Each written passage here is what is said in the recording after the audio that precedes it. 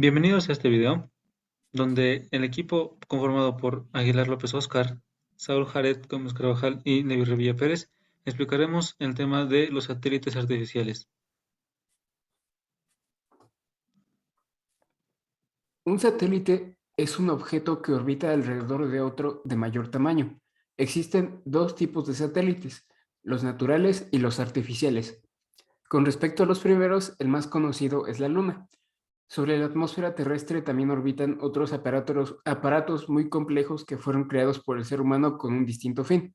Estos aparatos se colocan a una determinada distancia de la Tierra y esa ubicación y banda de señales a utilizar es un indicativo de la finalidad que se les tiene asignado a cada uno.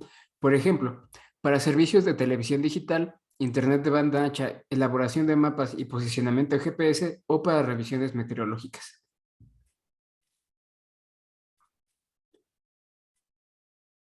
¿Qué es un satélite artificial? Los aparatos más complejos creados por el ser humano son satélites artificiales para enviar y recibir comunicaciones de uso masivo como telefonía, televisión o internet, para hacer pronósticos del clima o para prestar servicios educativos y de salud en zonas inaccesibles para otras tecnologías más tradicionales. E incluso satélites han sido lanzados al espacio con fines militares y de investigación científica. El primer satélite artificial creado por el hombre fue lanzado por los rusos el 4 de octubre de 1957, bautizado como Sputnik 1. Se trataba de un dispositivo muy simple, como vemos en la imagen, pero su lanzamiento supuso el inicio de la era espacial. Hablando de los tipos de satélites, existen diferentes tipos que podemos mencionar. El primero es el de comunicaciones. Estos ayudan a transmitir y efectuar telecomunicaciones. Los segundos son los satélites meteorológicos, que son aquellos empleados para evaluar, medir y predecir condiciones climáticas de la Tierra. Luego están los de navegación, que se usan para conocer la posición precisa y exacta de algo o de alguien. Son, por ejemplo, los utilizados por los sistemas de GPS, Galileo o GLONASS. Existen también los satélites de reconocimiento, más conocidos como satélites espías. Se utilizan en el ámbito militar o en servicios de inteligencia. Los satélites astronómicos se fabrican para observar galaxias, planetas, asteroides u otros objetos astronómicos y fenómenos físicos que pasan fuera de nuestro sistema solar. Y por último se puede mencionar la clasificación con respecto a su órbita, que puede ser la polar o los geoestacionarios, de los cuales hablaremos más adelante. Y ahora, ¿cómo se colocan en el espacio? Para lanzar satélites artificiales al espacio se logra gracias al apoyo de naves espaciales que despegan de lugares apropiados para este fin. Para poder colocar un satélite que orbite la Tierra, es preciso un mecanismo impulsor lo suficientemente poderoso como para que el satélite alcance una velocidad de 8 kilómetros por segundo. Además, es necesaria la reconstrucción de un cohete que posea en su interior uno o dos cohetes más pequeños para poder alcanzar dicha velocidad. El cohete se mantiene activo por unos pocos segundos, después de este tiempo comienza a descender. La mayor parte de los lanzadores son desechables, por lo tanto, debe ser muy veloz para que el satélite logre salir de la atmósfera y orbitar la Tierra. Hablando de la arquitectura de los satélites, todos los satélites artificiales tienen en común estar conformados por componentes esenciales para su correcto funcionamiento en el espacio. Básicamente podemos mencionar los siguientes. El primero es el sistema de suministro de energía. El satélite tiene que generar y distribuir la cantidad adecuada de potencia para que puedan funcionar todos sus instrumentos y módulos o subsistemas. El método más empleado para ello es mediante paneles solares, los cuales convierten la luz solar en electricidad. El satélite se diseña para que sus paneles solares estén orientados siempre hacia el Sol. Cuando la plataforma está en eclipse debido al paso de un objeto celeste o porque se gira al satélite para una operación de emergencia, se ha de emplear la energía almacenada en baterías. Luego está el sistema de control. También el de propulsión que lleva un satélite está determinado por la posición orbital que necesita alcanzar y por el tipo de misión. El satélite puede llevar su propio módulo de propulsión para realizar un ajuste fino de órbita o porque puede ser necesario que el satélite realice maniobras de mantenimiento de órbita. Otros componentes de los satélites son el sistema de comunicación y datos. el cual se encarga de recibir los telecomandos desde la Tierra y de transmitir hacia ésta los datos de telemetría, tanto de los que contienen los datos de los instrumentos como los de la salud del satélite. Por lo tanto, incluye procesadores, sistemas de memoria y convertidores analógico-digital y digital-analógico. Luego está el sistema de posicionamiento, también llamado de navegación, denominado control de órbita y actitud. Es esencial para que el satélite pueda mantener su altitud, esto es, su orientación deseada. Esta capacidad es requerida para mantener los paneles solares apuntados hacia el Sol y los instrumentos apuntados a sus blancos específicos. Otros componentes que no son como tal sistemas, pero sí son importantes para el diseño del satélite son el blindaje térmico y la carga útil. Ahora hablaremos de las órbitas de estos satélites.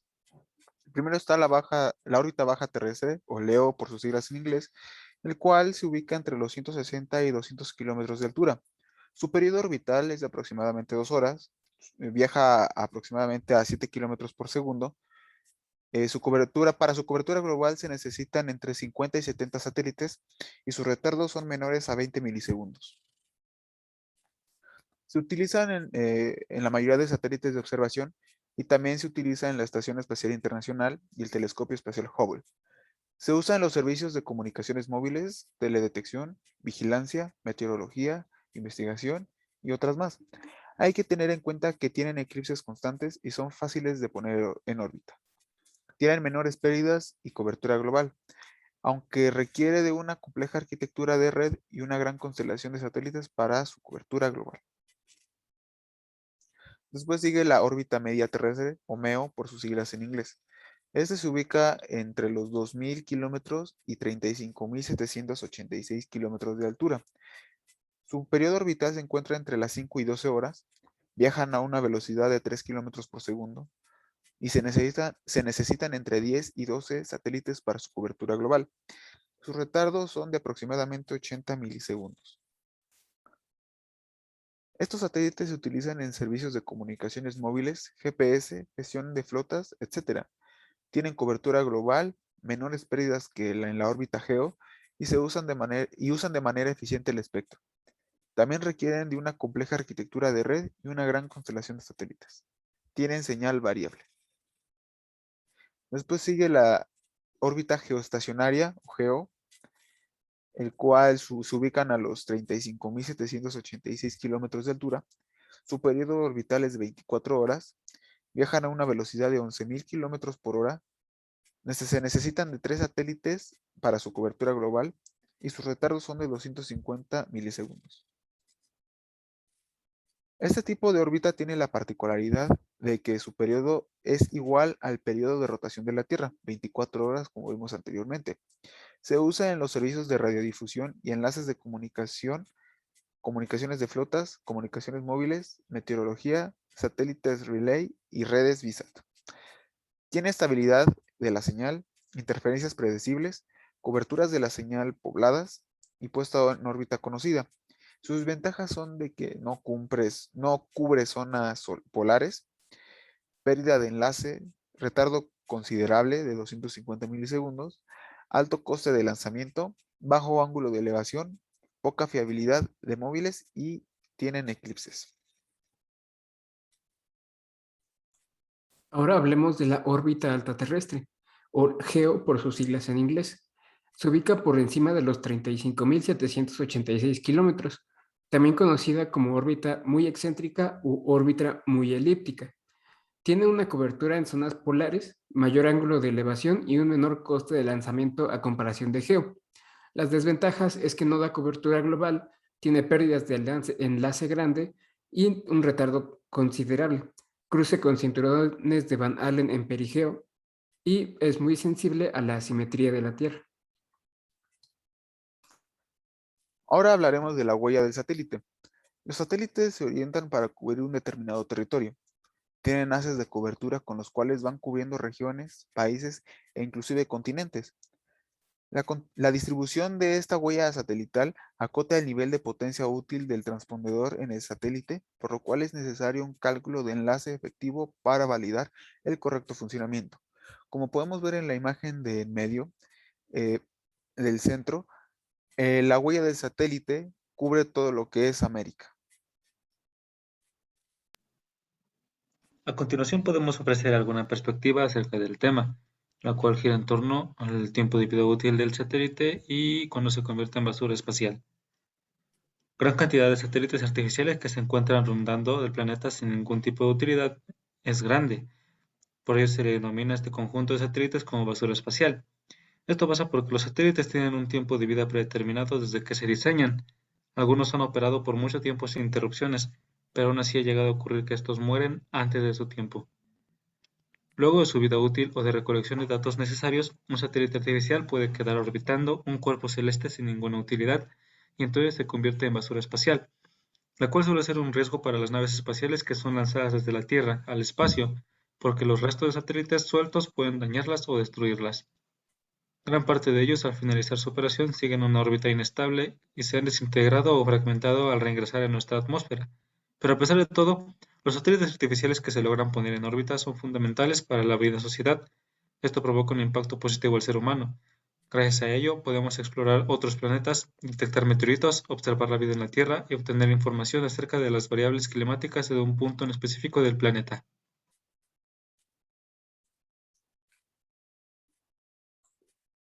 Mis conclusiones son que el surgimiento de los satélites artificiales marcó una época de explotación de información, porque se puede apreciar por transmisión televisiva eventos que ocurren al otro lado del mundo.